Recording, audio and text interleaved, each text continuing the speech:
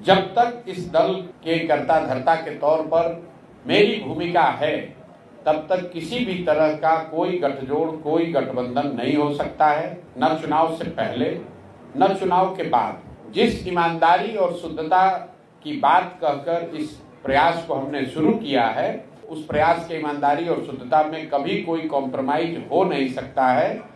और ये बात आप समझिए कि जन सुराज बनाकर राजनीति करने की जो हम लोग की मंशा है, इसका उद्देश्य एमएलए बनना नहीं है। जितने लोग यहाँ जुड़े हुए हैं जन सुराज में, बहुत सारे लोग वो सिर्फ इसलिए नहीं जुड़े हैं कि जन सुराज में आ जाएं और एमएलए बन जाएं, मंत्री बन जाएं।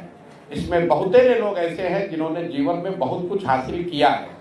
जो मंत्री और विधायक हासिल कर सकते हैं, उससे बहुत ज्यादा जीवन में हासिल भगवान की दया से किया हुआ है। हम लोग आकर वापस इसलिए यहाँ ये शुरू किए हैं कि बिहार में एक नई राजनीतिक व्यवस्था को बनाया जाए, बिहार की मिट्टी का कर्ज है उसको अदा किया जाए। मंत्री और विधायक बनना हमारा उद्देश्य नहीं है। बिहार में व्यवस्था परिवर्तन हो, बिहार भी अन्य राज्यों की तरह विकास के रास्ते पर चले। अगर उस उद्देश्य से राजनीति शुरू किए हैं तो ये हमारे लिए महत्व का विषय नहीं है कि कितना सीट जीत कर आएंगे। जरूर अपनी ओर से सारा प्रयास, सारी ताकत लगाई जाएगी।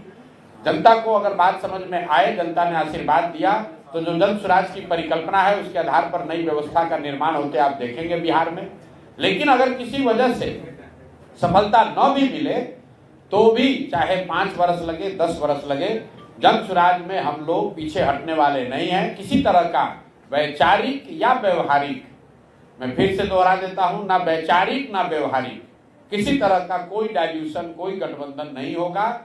शुद्धता और ईमानदारी इसकी मूलधन हम लोग का वही है और उसको हम लोग खोकर आगे राजनीति नहीं करना चाहते हैं। इसलिए जन सुराज अपने दम पर ही चुनाव लड़ेगा, अपने विचार, अपने प्रयास के आधार पर चुनाव लड़ेगा। और हम लोग को विश्वास है कि बिहार की जनता जो 30-35 साल से विकल्प ढूंढ रही थी, उसको जन सुराज में वो नया विकल्प दिखेगा।